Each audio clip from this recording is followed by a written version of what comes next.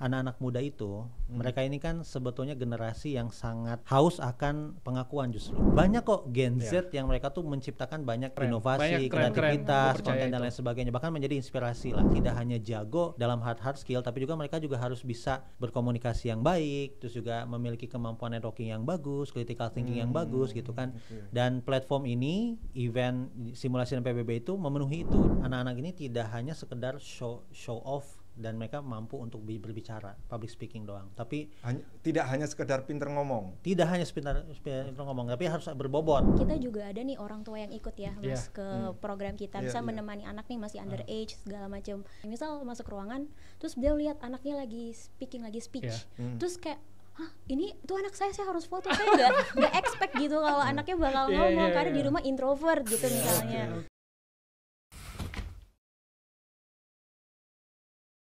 Selamat datang teman-teman dari International Global Network atau IGN. Ya, oke. Ada siapa, Bro? Ada Mas Fahrizal, Muhammad Fahrizal sebagai Pak Presiden. Siapa Pak Presiden? Presiden IGN. Lalu ada Mbak Fauzia, Senior Event Manager dari IGN. Selamat datang. Kakazi. Kita panggilannya Kakazi. Kakazi. Pak Presiden. Ini sebenarnya Mas Fahri ini udah kali kedua sebenarnya main ke Merdeka. Kali ini dia mau nge-share apa lagi nih sebenarnya Sis? Ya ini saya pengen mengelaborasi lagi sih soal IGN ini sih Mas. Karena begini, nanti Kakak Z kita pengen tahu juga ini tentang apa sih sebenarnya, ya kan? Karena kalau kita lihat sebenarnya soal tagline-nya itu soal connecting dreams untuk anak muda, ya kan? Karena kalau kita lihat anak muda umur 11 sampai 25 misalkan itu generasi apa ya? Alpha sama Gen Z kan ya? Alpha dan Gen Z. Itu kan biasanya kalau kita lihat belakangan di sosial media misalkan suka mager, Bro. Persepsinya ya, tapi kan nggak semuanya. Nggak, to the point aja, menyebalkan kali ya. Nggak, ini apa yang mau dibawa dari IGN ini untuk anak-anak muda ini? Karena ini tagline-nya keren banget, Connecting Dreams. Kita tahu ada mobil yang baru datang masuk Indonesia kan. Tapi ini tuh bagus banget, Connecting Dreams, anak muda diajak bermimpi. Tapi nggak cuma mimpi, tapi disambungin sama seluruh dunia. Itu gimana? Temenan saya cuma nama Pak Hasis doang.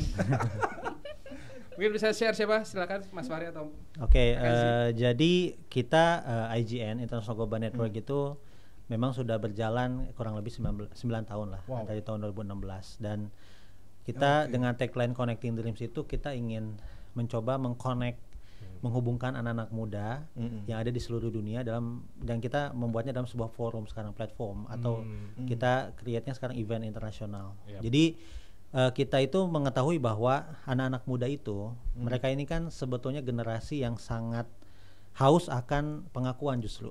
Jadi validasi kalau sekarang kerennya ya, validasi. Jadi ada istilahnya tuh kalau di hierarchy of needs itu self actualization.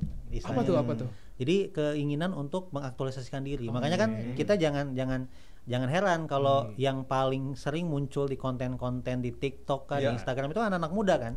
Yang mereka itu memang ingin ada pengakuan gitu loh. Nah, tapi selama ini mungkin ya platformnya itu ya sosial media. Nah, sedangkan kita mencoba transfer yang tadinya hanya di platform sosial media ke dalam sebuah forum yang lebih resmi, lebih formal, lebih bergengsi lah kita menyebutnya. Yaitu salah satunya melalui simulasi sidang PBB. Jadi anak-anak muda ini kita tahu bahwa dia di sisi yang lain lah, bahwa tidak hanya ada keinginan aktualisasi diri dari anak-anak muda ini, tetapi juga kita juga memahami bahwa anak-anak muda yang tadi disebutnya mageran itu Gen Z ya, Alpha ini kan mereka juga perlu tapi mereka juga menyenangkan kok. Gue harus keburu diserang nanti gue.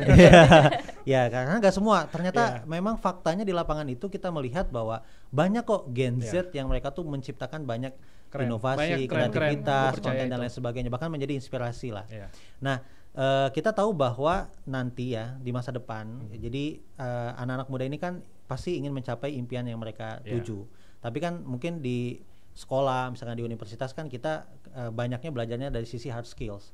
Tetapi soft skills-nya apakah sudah terpenuhi cukup? Dalam arti kita tahu bahwa ada keperluan juga di sisi soft skill, di mana mereka tidak hanya jago dalam hard skill, tapi juga mereka juga harus bisa berkomunikasi yang baik, terus juga memiliki kemampuan networking yang bagus, critical thinking yang bagus gitu kan. Dan platform ini, event simulasi dan PBB itu memenuhi itu. Jadi mereka akan betul-betul di-push untuk bisa menunjukkan sisi mereka yang lain, yang tadinya kan kalau hard skill ya udah kemampuan pelajaran gitu kan. Betul. Dan kita juga tahu kok kalau misalkan kita kan di sekolah, atau saya kan dulu waktu di kampus kan belajar melatih public speaking kan paling ketika ada tugas dari dosen, misalkan ada tugas kelompok presentasi di depan kelas kan, atau di depan kelas teman-teman gitu kan, itu pun juga ya kita nggak banyak dapat kesempatan itu.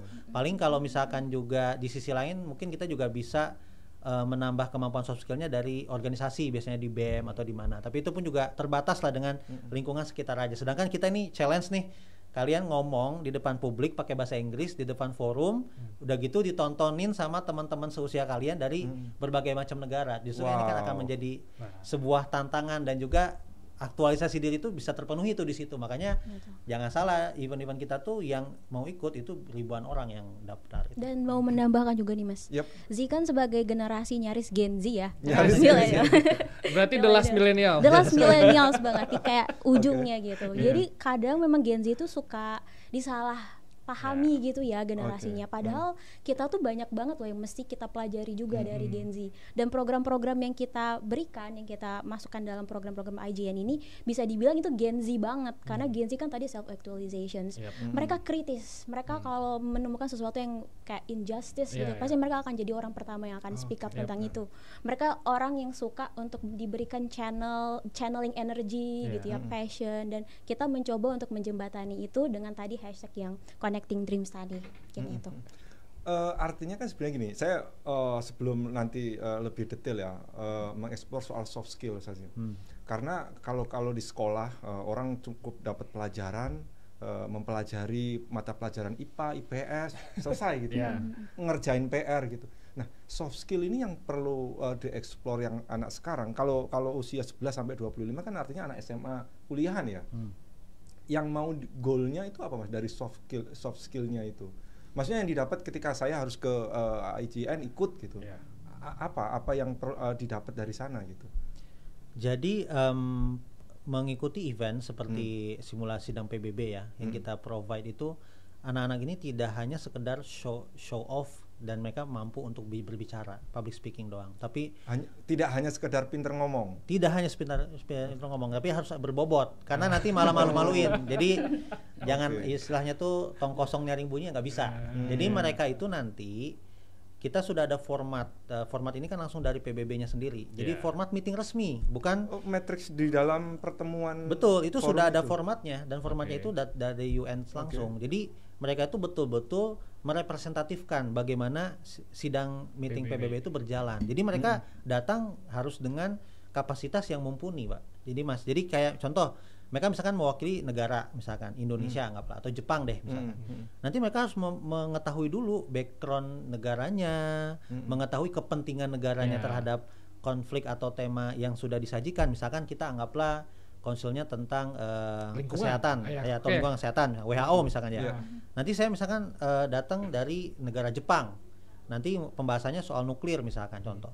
Saya tidak hanya harus menguasai kepentingan negara saya di Jepang, tapi juga saya harus mengerti bagaimana negara-negara tetangga melihat nuklir ini, misalkan kayak China saya harus mengerti, Korea saya harus mengerti. Kenapa? Karena kepentingan nanti di dalam sidang meeting itu kita tuh harus tidak hanya mengutarakan pendapat, tapi juga harus menginfluence mereka untuk mengikuti gagasan yang kita bawa. Sepakat gitu dengan ide kita. Betul, tetapi dan yang namanya kan negotiation skill ya, dalam arti seolah-olah tidak dalam arti memaksakan mereka, tapi kita menyajikan sebuah ideas tapi melihat dari kepentingan partner kita gitu loh. Ya sama lah kayak kita negotiation bisnis apa segala macam. Jadi mereka tidak hanya dituntut untuk menguasai siapa negara yang mereka wakili, tapi juga negara-negara yang ada punya kepentingan tentang gagasan yang dia bawa. Jadi secara critical thinking, kemampuan problem solving pun juga akan dilatih di situ. Jadi memaksa pesertanya harus banyak baca, banyak riset. Betul. Itu berarti di dalam forum itu biasanya berapa hari sih? Kita untuk kegiatan meeting sessionnya itu full 1 hari. Jadi dari jam 8 pagi sampai jam 6, bahkan itu tergantung dari seberapa berat topik pembawaannya, itu bisa sampai dibahas sampai malam lah.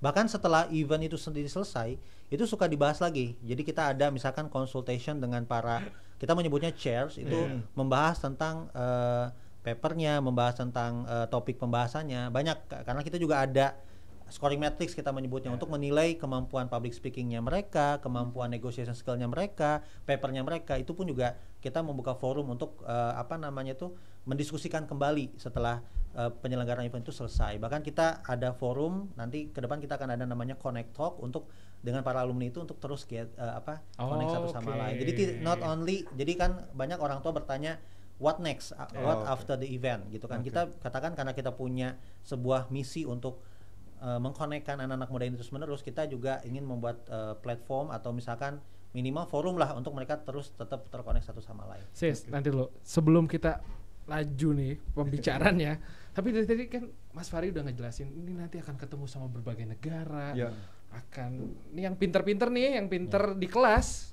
belum tentu bisa ngomong di internasional. Ini kesempatan sebenarnya. Tapi acaranya di mana sih? Nah, gue tadi udah baca-baca Sis. Menariknya, ini Mas Fahri dan Mbak Zi, ini Kakak Zi, ternyata bikinnya tuh sering banget di luar negeri. Dan itu orang-orang Indonesia, 2 orang ini kita kasih tepuk tangan dulu, Ji. Keren. Jadi memang forum internasional, acaranya di internasional, bro. Iya. Tapi mereka ini anak muda yang bikin acaranya terakhir di Kuala Lumpur, kemarin di Bangkok. Di Bangkok, Thailand, ya. Bahkan yang baru-baru sempat di Korea juga kan. Betul. Dan ini yang bikin orang Indonesia, Ji. Ya. Sis, sempat dikira nggak sih ini acara apa gitu? Iya. Awal. Sempat disangka ini acara investasi bodong ya. Maksudnya ini acara yang dari PBB Aslika atau apa gitu. Jadi bahkan di awal itu pertama banyak orang Indonesia sendiri nggak tahu bahwa ini dari Indonesia. Jadi banyak yang beranggapan mungkin ini dari Amerika, dari Inggris gitu kan. Bahkan kita pernah datang ke Kemenlu. Itu disangkanya kita itu kayak perwakilan Indonesianya. Jadi kayak ini sebenarnya pusatnya di mana gitu kan. Terus saya jadinya lucu juga, saya bilang ini di Indonesia, kita bilang. Dan memang kita juga tidak, dalam arti kita juga memahami bahwa brandnya itu sudah dengan sendirinya terbentuk sebagai international organization lah. Karena kan memang kan kita dari awal pun juga event ini kan mendatangkan pesannya dari banyak negara gitu, dan orang menganggapnya ini sebagai organisasi internasional gitu. Keren sih, karena saya kembali ke lanjut soal tadi ya Mas, soal hasil. Karena ini udah 9 tahun kan, prosesnya berarti itu panjang. Tadi ada yang mempertanyakan soal outputnya, terutama untuk orang tuanya. Saya ikut ini untuk apa sih? Betul. Nah, persiapan ya anak lo ya mau. Iya dong pasti. Karena gini Mas, dalam simulasi sidang PBB itu kan kadang kan anak-anak muda itu kan untuk menyampaikan pendapat segala macam itu kan nggak mudah ya. Betul. Dalam artian mereka harus butuh banyak riset. Ada nggak ya yang ide-ide unik dari mereka ketika dalam forum berlangsungnya forum itu? Sempat dengar apa nih dari dalam forum itu anak-anak jangan-jangan memang pejabat pemangku kepentingan itu juga nggak terpikirkan juga malah muncul dari forum ini gitu, forum IGN ini gitu. Jadi mungkin Zi bisa jawab Mas. Jadi mungkin Zi memulai dulu dari konsep MUN-nya ya, sidang simulasi PBB. Sebenarnya untuk MUN itu juga ada paradigma dari publik tentang MUN itu. Kesannya kayak misalnya berat misalnya gitu atau semacamnya gitu ya, padahal aslinya bagaimana pelaksanaannya sendiri dari MUN itu semuanya tuh bisa approachable gitu lewat berbagai lini gitu. Nah, kalau dari pesertanya sendiri kita kan usianya kisaran 15 sampai 25 tahun yang saat ini. Kebanyakan memang mereka akan refer to country stances-nya. Misal tadi Mas Fahri bilang tentang Jepang topiknya tentang nuklir, berarti yang akan jadi penilaian dari mereka dan apa yang akan mereka bahas itu adalah bagaimana Jepang menganggap nuklir ini gitu ya. Apakah mereka pro terhadap nuklir ataukah kontra, siapa yang kira-kira relevan dengan topik ini, negara mana yang perlu diajak untuk jadi blog segala macam gitu. Nah, kira-kira konsepnya itu akan mirip-mirip dengan apa yang possible solutions yang sedang dijalani sama negara tersebut. Gitu kira-kira sih. Itu biasanya dalam perdebatan itu keseruannya mempertahankan argumennya, misalkan saya pro nuklir, saya enggak, itu sampai didalami seperti itu para pesertanya. Betul. Tapi yang unik karena ini MUN Mas, bukan debate. Kan kalau debate itu gua pro, lo kontra, kita gontok-gontokan sampai siapa yang pro, siapa menang gitu. Tapi kalau di MUN ini ada salah satu penilaian scoring matrix kita yang namanya tuh influence. Jadi ketika dia punya idenya ide, dan ketika itu kelihatan memaksakan banget semua orang harus setuju sama gue gitu, itu akan mengurangi porsi di situ. Jadi gimana dia dapat common groundnya kira-kira. Jadi nggak hanya sekedar pinter bicara, iya, nggak hanya pinter bicara, nggak hanya pinter riset gue setuju ternyata yang ini enggak, tapi juga gimana negara-negara lain juga ikut mengamini apa yang disampaikan. Tapi tentu dengan refer to realnya ya. Kalau misalnya ada negara yang kelihatannya kontra nih, misal China, US kan agak susah tuh di real worldnya bareng gitu. Jadi selama mengarah ke sana dan tadi ketemu common groundnya, itu sih yang unik dari Yamiwan ya. Betul. Jadi gue lah menghasut lu gitu kan. Iya. Tapi gitu halus kan. Gitu. Ini sis, bagus nih. Gitu. Makanya saya cocok berarti. Saya cocok buat menghasut.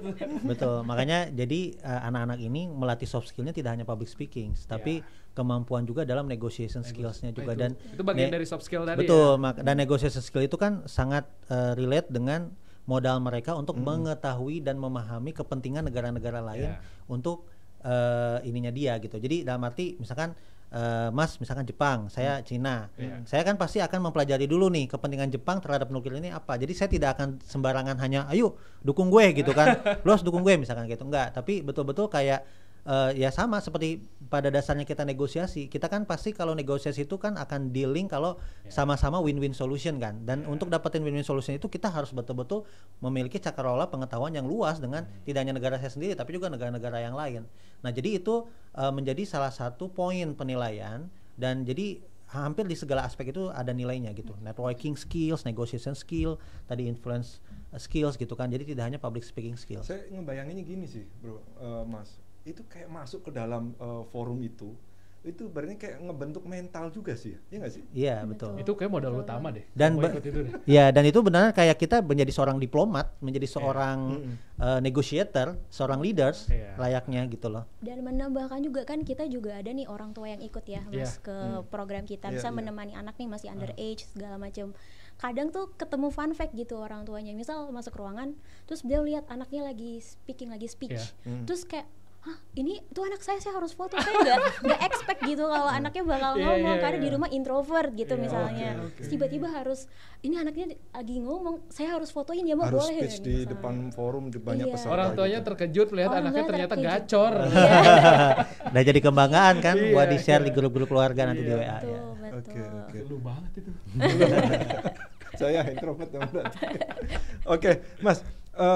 Bikin event seperti ini kan sebenarnya ngumpulin banyak peserta dari berbagai negara ya, nggak hanya Indonesia. Itu biasanya satu forum itu berapa peserta itu biasanya? Sampai berapa sih paling banyak? Jadi kalau saat ini itu kita memang membatasi 80 paling banyak. Jadi 80 orang satu konsil. Satu negara? Enggak, satu konsil itu satu tema. Jadi kayak kan kalau di PBB itu kan ada macam-macam konsil, ada UNESCO, ada WHO, ada UNICEF dengan tema-tema yang berbeda-beda. Nah, ada yang 30, ada yang 50, yang paling banyak 80. Nah, memang kita membatasi tidak terlalu banyak. Dulu sih sempat sampai 100 malah. Karena ini berkaitan dengan kesempatan mereka untuk public speech. Jadi kita ingin benar-benar memberikan kesempatan ke semua perwakilan atau anak-anak yang masuk ke dalam forum itu untuk speak up mengenai ideation-nya mereka. Jadi itu kita sudah petakan dan semuanya dipastikan akan bisa speak up di dalam forum itu. Kalau misalkan 80 sampai 100 itu biasanya dari berapa negara itu?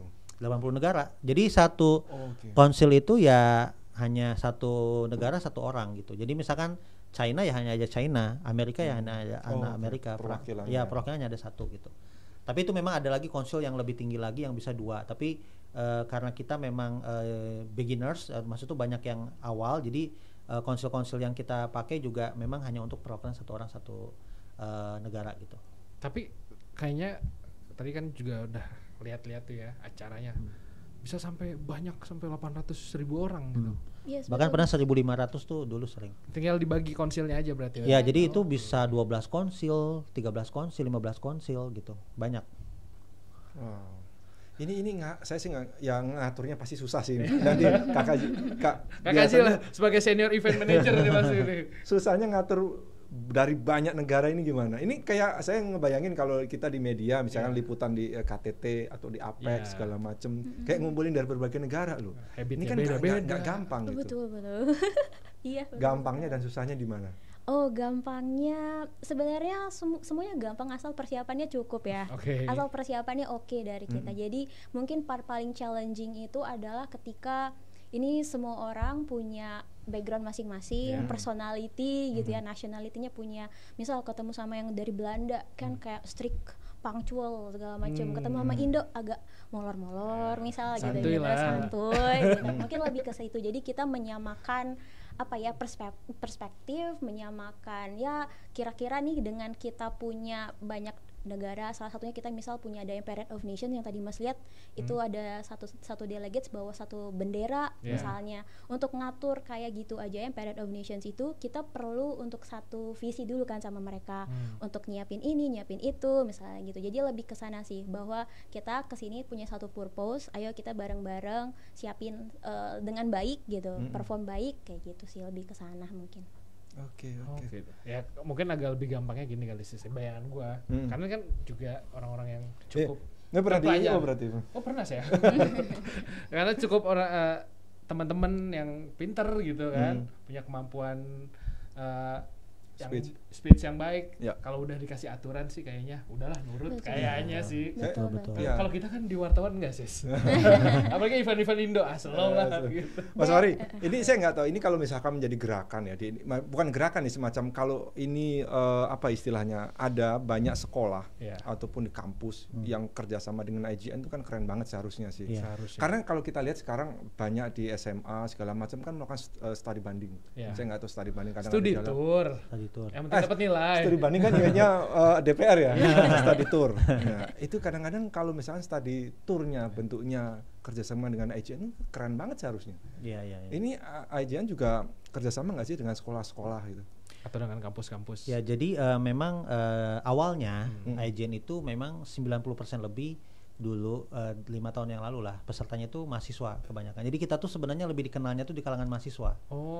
Jadi antar mahasiswa yang tahu lah event-event kita tuh. Jadi kalau nanya ke dosen, nanya ke rektor atau nanya ke guru itu mungkin kurang common. Tapi sekarang itu memang tahun 2021 2022 berjalan itu ternyata banyak mulai berdatangan SMA masuk. Pelajar Ya, SMA. jadi tapi sekolah yang datang. Jadi mereka ngajak kita meeting dan mereka melihat wah ini bagus sekali untuk anak-anak kita, karena kan kita tahu ya sekarang bahkan sekolah-sekolah internasional itu studi tournya kan ke banyak macam ya, udah keren-keren ke Jepang, ke Eropa, ke Turki, kemana gitu orang kan. tuanya bayar berapa itu Tetapi ya esensinya mungkin ya hanya sebatas ya kunjungan gitu kan, visit, mungkin ada value yang ditambahkan oleh sekolah.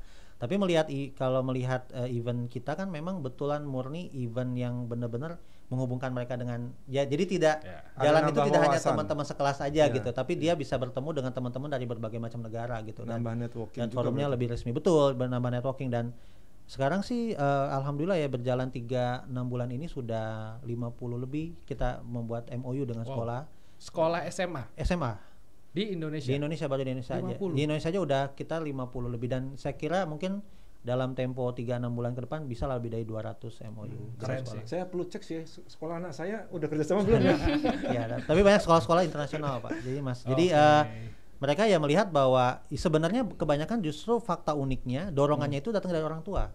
Awalnya mungkin sekolah itu beberapa tidak terlalu common dengan kita, tapi ketika ada orang tua yang mendorong, loh ini kan programnya baik gitu kan, bagus. Terus juga mereka juga banyak tahu kita dari sosial media. Akhirnya sekolah pasti mendukung. Kalau orang tua mendukung, sekolah juga pasti mendukung anak-anaknya. Dan bahkan beberapa sekolah tuh mereka rutin mengirimkan ke event kita. Kita kan ada event itu bisa 6-7 event kan setahun kan. Setahun? Yes. 6-7 event? Yes. Di mana aja? Ya itu di negara Asia. Pokoknya Korea, Malaysia, di Thailand gitu kan. Dan itu ada sekolah beberapa yang dia tuh kirim 12, 20, dan itu mungkin belum setahun udah 100 tuh siswanya dikirim ke event kita. Artinya kerjasama itu mengikat, bukan mengikat dalam artian membuka dong. Ketika sekolah itu kerjasama dengan IGN misalkan, itu yuk siapa yang mau ikut program IGN itu artinya mereka juga terinfo ya. Karena kan nggak semuanya misalkan orang-orang murid atau orang tua kan tahu program ini kan. Artinya kalau sudah kerjasama, jadi kayak tiap tahun itu selalu dari sekolah itu ngirim berapa gitu. Ukurannya itu ada gitu. Ada. Jadi sekolah itu nanti kan biasanya kalau sekolah itu membuat program-program ke luar negeri kan pasti ada sosialisasi ke orang tua.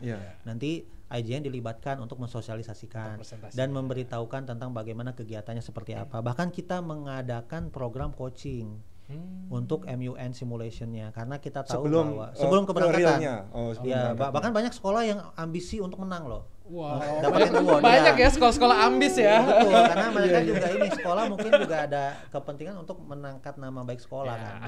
Portofolio, akreditasi, apalagi kan event kita juga kan sudah terkurasi sama Puspresnas Kemendikbud. Itu kan sangat menunjang banget anak-anak SMA, anak-anak studennya untuk masuk ke kampus atau universitas yang mereka inginkan kan, karena kan makanya itulah kenapa kita punya tagline Connecting Dreams. Jadi we not only creating event, tapi juga kita bisa dari event itu tuh tidak hanya mengangkat kemampuan soft skillnya anak-anak, tetapi juga bisa menunjang impian mereka next stepnya apa gitu loh. Jadi Puspresnas tadi berarti itu kan pusat prestasi nasional. Betul. Ya. Nanti misalnya anaknya Mas Asis ikut punya sertifikasi, itu bisa langsung misalnya SMA mau masuk kuliah bisa ikut jalur prestasi. Betul. Nah, memang saya ada ada catatan ya. Memang kalau kan kita kan ada award. Jadi kita misalnya ada 14 konsil. Berarti kan dan setiap konsil itu ada 5 award. Berarti kan kalau di total ada berapa? 70 award yang kita provide di closing ceremony di event. Nah, yang terkurasi itu adalah yang menerima award sebetulnya. Jadi bukan semua sertifikat diakuin karena ada orang tua yang menanyakan tentang poin ini. Tetapi walaupun sebetulnya sertifikat itu, karena saya ada beberapa sekolah yang anak-anak itu sebenarnya nggak juara di event, tapi tetap bisa masuk jalur prestasi dengan sertifikat internasional itu. Tapi kita kan tidak bisa mengklaim bahwa ini dari kita gitu, karena kan penilaiannya kan ada penilaian dari universitas itu sendiri. Tetapi kan karena level sertifikatnya adalah sertifikat internasional, mungkin memiliki bobot yang sangat tinggi gitu loh untuk bisa menunjang anak-anaknya masuk ke universitas jalur prestasi. Keren. Udah tongkrongan internasional bro. Sama kita sini-sini aja. Keren lah itu pasti. Oke. Sejauh ini selama 9 tahun berarti sudah berapa event Mas Fahri? Atau Mbak Kak Ji? 60 lebih lah. Sudah 60 event. Itu kalau di Indonesia udah berapa kali? Di Indonesia mungkin kalau yang after Covid ya. After Covid baru 1 kali nih kita di Bali bulan Juli tahun ini. Sebelum Covid itu pernah di Depok 1, pernah di Bali juga. Jadi ada kalau 3, di Indonesia ada 5 lah atau 7. Bahkan dulu waktu before Covid itu bisa ada di Bali kita 1.500 pernah. Betul, pesertanya dari seluruh dunia. 2019 Itu 50-an negara yang ikut. Ini yang paling menarik sih. Misalkan terutama dari kita lah, dari orang Indonesia dulu ya. Orang Indonesia pernah curhat gitu ke Mas Fahri atau Kak Zi, gue habis ikut ini kok gue ngerasa keren ya gitu. Ada sih kayak gitu nggak sih? Oh ada, Zi kan sering ketemu sama delegates ya. Kita ketemu delegates yang misalnya ketemu dia di Januari nih. Nanti di Februari ketemu dia lagi. Lah, kok ada lagi gitu. Terus maksudnya dia ikut lagi? Ikut lagi dan itu nggak sedikit Mas. Kayak contoh kemarin habis di Seoul bulan Juli, terus kita kan ke November nih ke Bangkok, terus ketemu dia lagi, terus kayak nanya, hey bro gitu kan, kamu kenapa ikutan lagi, apa yang bikin kamu join lagi gitu. Terus dia ceritakan bahwa satu, aku tuh disupport banget, itu mungkin ya disupport banget sama orang tuanya. Jadi dia juga ngerasa dia dapat banyak banget insight dari IGN, termasuk mulai dari speakersnya misalnya, belum ngomongin MUN-nya, belum sama teman-temannya. Itu kan asik banget ya, nambah pertemanan international networking gitu. Jadi dia ikut lagi gitu. Nanti rencananya dia mau ikut lagi nanti yang next year Januari gitu. Nambah terus ya. Tapi dari sekian acara tadi kayaknya acaranya seru gitu ya. Tapi kira-kira kalau dari Indonesia, karena lebih sering di luar ya, tapi kok jarang banget di Indonesia. Apa supportnya jarang? Dari banyak nih kementerian lembaga, itu gimana sih supportnya buat teman-teman IGN sendiri, apalagi ketika di luar. Nah ini kan menarik nih buat Pak Menlu, Pak Sugiono, menarik nih. Ya jadi kalau untuk support tentu kita disupport sih. Kita pertama kemarin di Bali tuh yang kita pernah di Bali itu disupport banget sama Telkomsel. Dia mensupport kita, terus kita juga disupport dari mana lagi sih selain di Telkomsel? Iya, jadi yang Telkomsel salah satunya adalah mendanai sekitar 20 orang anak muda untuk ikutan program kita for free. Dari Telkomsel. Dari Telkomsel. Jadi terima kasih untuk PT Telkomsel. Kemudian dari Kemenpora juga mengirimkan perwakilan, salah satu special advisor-nya jadi speaker kita di salah satu event kita di opening ceremony. Terus dari Puspresnas juga, berarti kan itu di bawah Kementerian Pendidikan, juga terima kasih untuk supportnya untuk Puspresnas ini. Walaupun pada awalnya itu kita nggak tahu tahu kalau kita lolos kurasi ya. Oke. Kita taunya tuh dari guru, dari salah satu sekolah, ya. Iya, Jadi guru kepala sekolah. ada kepala sekolah waktu itu kan di PIV table dengan saya kan. Terus kebetulan sekolah itu tuh ngirim banyak. Terus kepala sekolahnya bilang ke saya, Pak tahu nggak kenapa saya kirim banyak, katanya. Loh kenapa Pak? Saya bilang karena event Bapak ini terdaftar di Kemendikbud. Saya bilang saya nggak tahu, saya bilang. Presidennya aja lupa loh.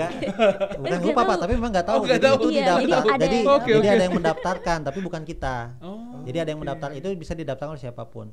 Jadi emang apa Pak kelebihannya kalau terdaftar? Oh itu tuh portofolionya itu bisa membantu anak-anak kita itu kalau mau masuk universitas jalur pesantren. Oh saya bilang, jadi saya malah tahu dari kepala sekolah. Makanya kita baru mendorong diri untuk ke Puspesnas untuk menseriuskan lah itunya gitu kan, gimana caranya biar bisa setiap event itu kita bisa terkurasi waktu itu. Yes, betul. Oke. Saya keluar dari soal diskusi kita. Saya sih secara materi sebenarnya udah keren banget, tapi dengan mengumpulkan banyak orang di sebuah negara, misalkan kita bikin di Indonesia udah 2 kali, saya ngebayangin kalau nanti ini banyak event juga dilakukan di Indonesia, secara ekonominya sih, ya kan, banyak peserta loh dari luar, menggiurkan, tidak hanya secara devisa negara misalkan, tapi bisa mengenalkan Indonesia juga sebenarnya. Betul. Ini kan sempat terpikir gitu nggak sih, gerakan mengumpulkan banyak orang dari berbagai negara, anak muda lagi. 1000 orang anak muda dari seluruh dunia kumpul di satu negara, apalagi di Indonesia itu kayak gak cuma gerakan sih, ya, itu menggerakkan semuanya kayaknya. Ya, benar. Gimana Mas Fahri? Jadi kita bicara fakta ya, Mas. Jadi di Malaysia aja, kita di Kuala Lumpur ya misalkan contoh, kita tuh disupport dengan banyak kementerian. Kita tuh bisa masuk ke Kementerian Pendidikan, Kementerian Pariwisata, masuk juga Kementerian itu dalam artian apa? Disupport. Kita disupport. Dan juga Kementerian Pemuda dan Olahraga. Jadi mereka ada Kementerian Pendidikannya Malaysia tuh kemarin mengirimkan dia dari kementeriannya tuh mengirimkan surat ke universitas untuk mengirimkan delegasi buat ikut IGN dan disupport dananya oleh Kementerian Pendidikan. Keren. Bahkan kita juga dapat sponsor juga dari Kementerian Pariwisatanya Malaysia. Jangan salah Mas, kita itu waktu bikin event di Malaysia itu pernah rekor kita kan di Malaysia juga pernah juga 1.500. Itu kita sampai booking tuh hotel 7 loh, bintang 5 semua itu di Putrajaya waktu itu. Dan itu bayangkan yang datang itu tidak hanya peserta, itu 1.500 baru peserta. Itu belum orang tuanya, belum observernya, gurunya, support. Apalagi kan typically kayak Indonesia, India, Philippines itu tuh pasti kakak adiknya pun di bawah satu keluarga itu. Family support. Family support tuh ada itu. Jadi itu sebegitu besar impact yang bisa diberikan. Makanya kenapa kita pun juga banyak diundang di berbagai macam negara. Kita pernah diundang sama MICE-nya di mungkin Zee belum tahu tuh di Dubai. Terus Afrika. Kita pernah waktu itu tuh berkali-kali kita di-invite untuk menyelenggarakan event kita di negara mereka. Karena mereka bahkan terbuka dengan segala macam kerjasama, termasuk China.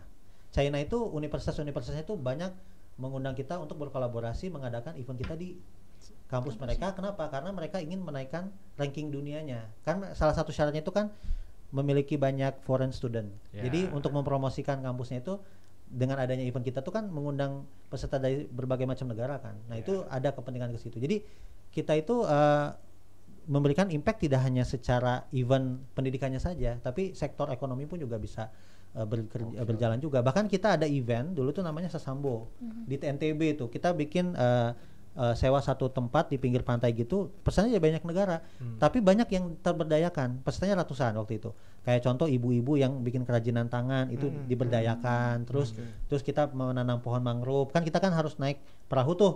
Itunya yang membawakan kita juga ekonominya hidup. Jadi itu bisa menghidupkan ekonomi gitu loh. Dan bahkan untuk pariwisata, bayangkan banyak negara-negara lain itu studentnya itu disupport sama dinas pendidikan, dinas pariwisatanya mereka. Kenapa? Karena kan ketika mereka perform, kita kan ada performance tuh di opening dan di closing, bisa 10 sampai 12 perwakilan negara tuh nanti mereka tampil satu persatu. Itu kan ditonton oleh anak-anak muda di seluruh dunia kan, itu kan promotion juga kan pariwisata. Itu disupport sama Kementerian Pariwisata di negara mereka masing-masing. Jadi sektornya tuh banyak kesentuh, tidak hanya pendidikan sebetulnya. Pariwisata kesentuh, Pemuda dan Olahraga juga kesentuh juga gitu. Makanya di kementerian di Malaysia itu ada 3 kementerian yang mensupport kita. Oke, berarti ayo pemerintah Indonesia. Silakan. Sudah berarti kalau untuk di Indonesia udah 2 kali ya berarti Mas ya. Rencana katanya 2025 mau di Indonesia. Ada di Bali nanti. Kita targetnya minimal 1.000 orang. Karena memang kita mulai growing up lagi dan kita melihat juga fenomenanya semakin bertumbuh. Bahkan di Kuala Lumpur ini kan juga kita kan 1.000 orang kan? Dan itu pun juga 1.000 kita batasin karena memang cuma bisa 1.000.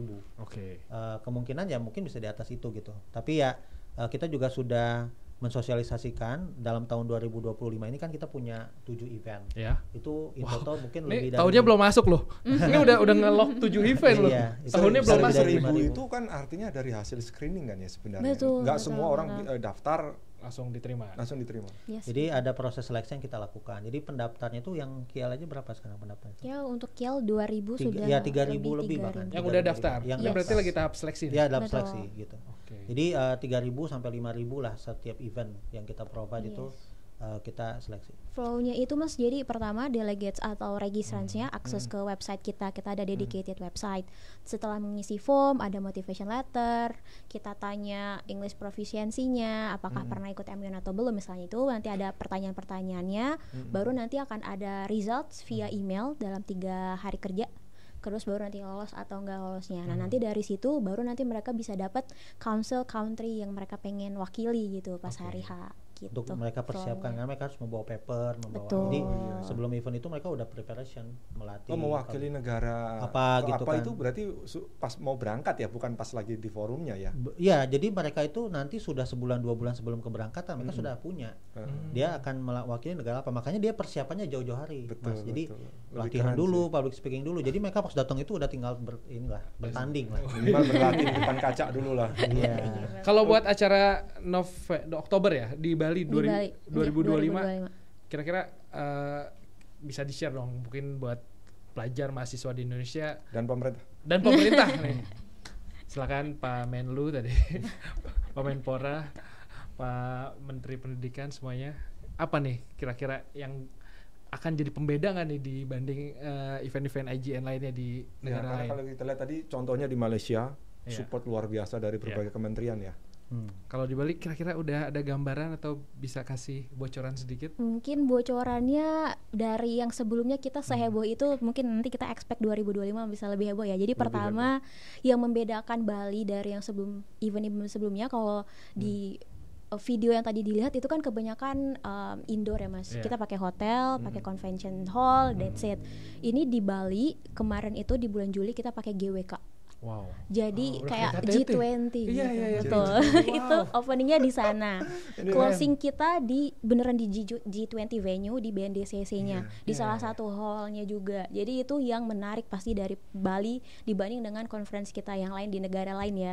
Belum ngomongin city tour juga pasti kita ke Uluwatu yang cantik dengan pemandangan yang keren gitu-gitu. Jadi itu juga bagian dari city tour kita memperkenalkan pesona Indonesia gitu ya ke international students. Wow. Gitu Mas. Jadi ini kita harus ikut datang deh bro. Boleh. Oktober tanggal udah ada? Oktober masih to be confirm ya. Tapi intinya perkiranya di minggu kedua lah. Oktober 2025 yang dari Indonesia jangan ngerasa di Indonesia Bali kelas internasional bro eventnya KTT. Lagi-lagi thank you. Buat teman-teman IGN, buat Mas Fahri, buat Kak Z. Sukses selalu. Semoga terus membangun mimpi buat anak muda dan menyambungkan dengan dunia. Terima kasih. Terima kasih sahabat Merdeka.